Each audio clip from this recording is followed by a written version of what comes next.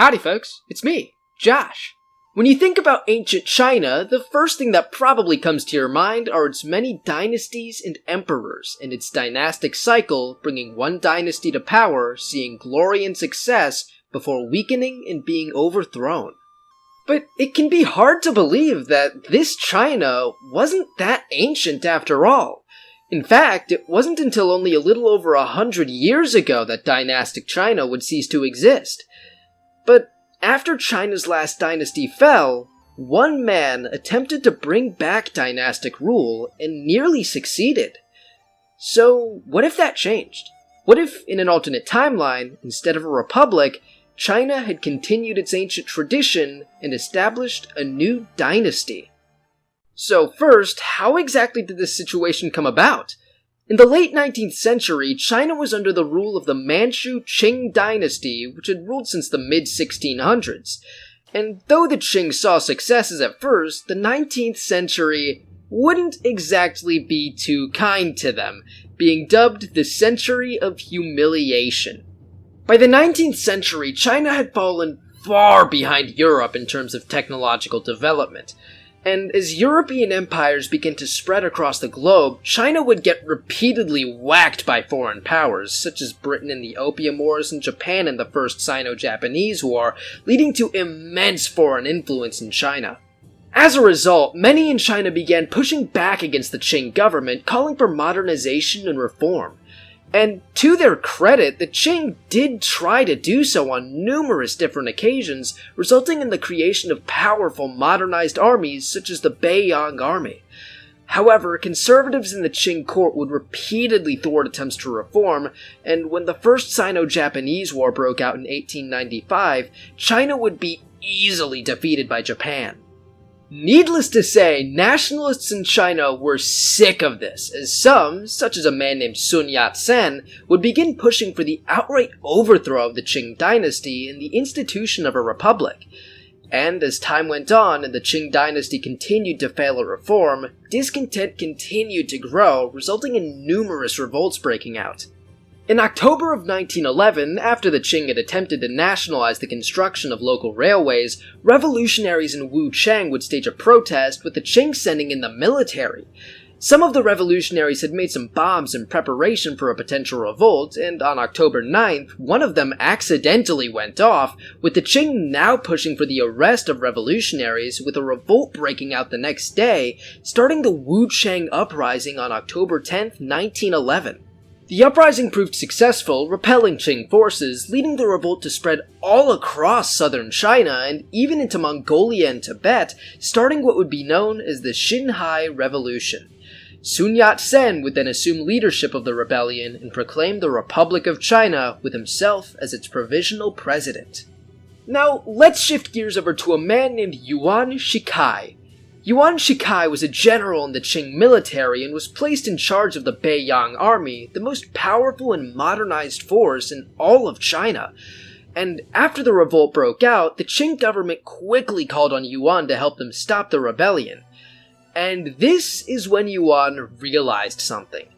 Because he led the most powerful force in all of China, this meant that whoever he sided with would win the war, making him the most powerful man in all of China.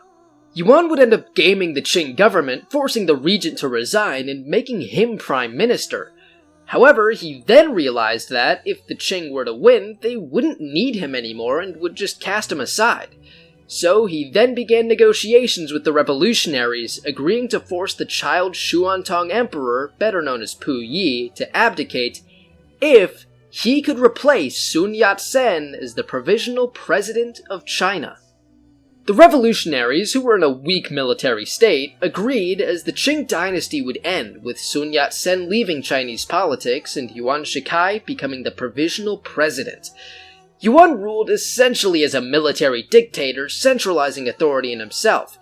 But the revolutionaries, who began to coalesce behind the Kuomintang, or KMT, the Nationalist Party of China, began to push back against Yuan.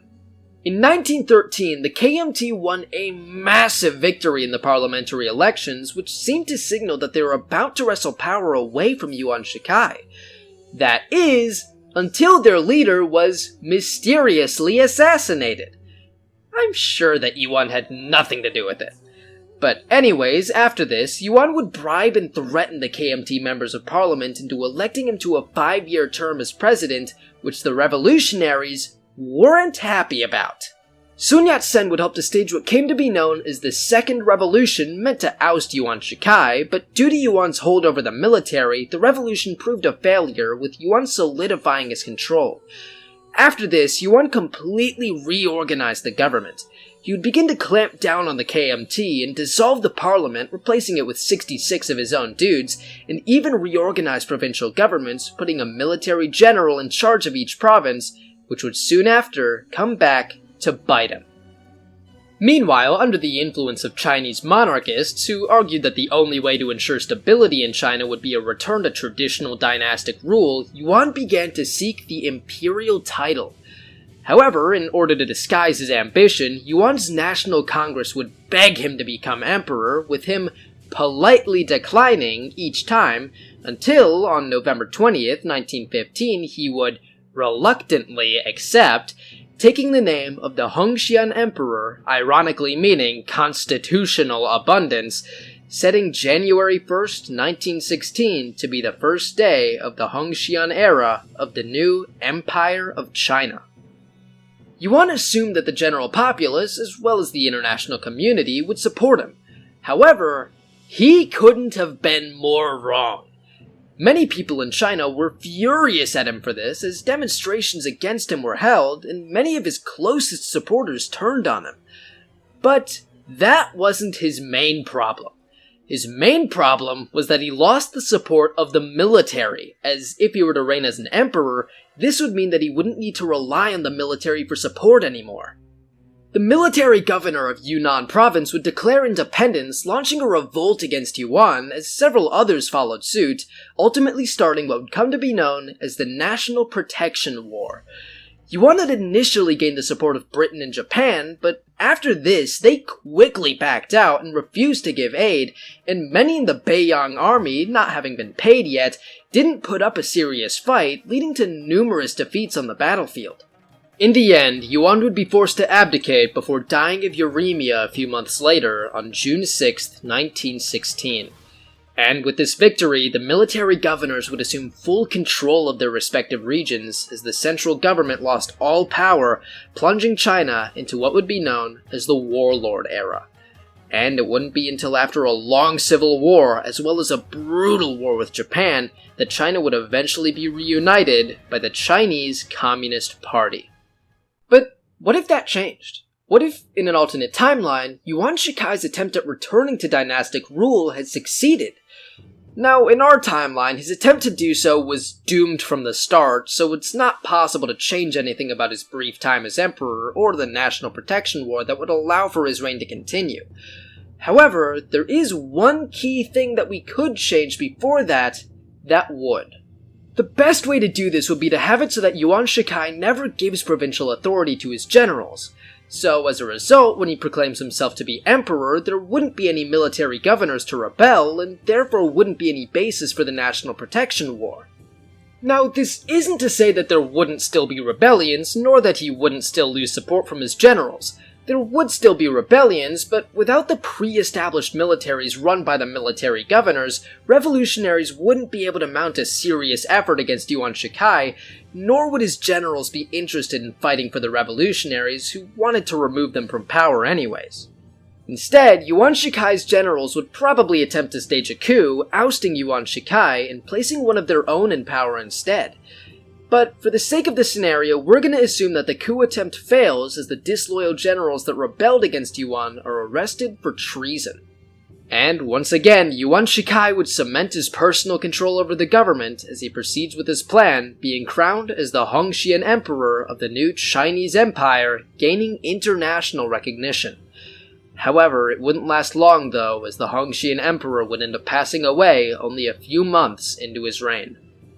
In our timeline, after proclaiming himself emperor, the Hongxian Emperor's sons, Yuan Ke-ding and Yuan Ke-wen, publicly feuded for the title of crown prince. However, Hongxian would end up giving the title to Ke-ding, who was named as Prince Yun Tai. After Hongxian's death, though, it's very possible that Kei Wen would challenge Yuntai's succession, but being the eldest son, as well as Hongxian's initial choice, it's very likely that Yuntai would gain more support, being crowned emperor. And since it's impossible to know what name he'd take, and to avoid accidentally butchering Chinese naming traditions by coming up with my own, I'm just gonna call him the Yuntai Emperor, but know that this would not have been the name he would take.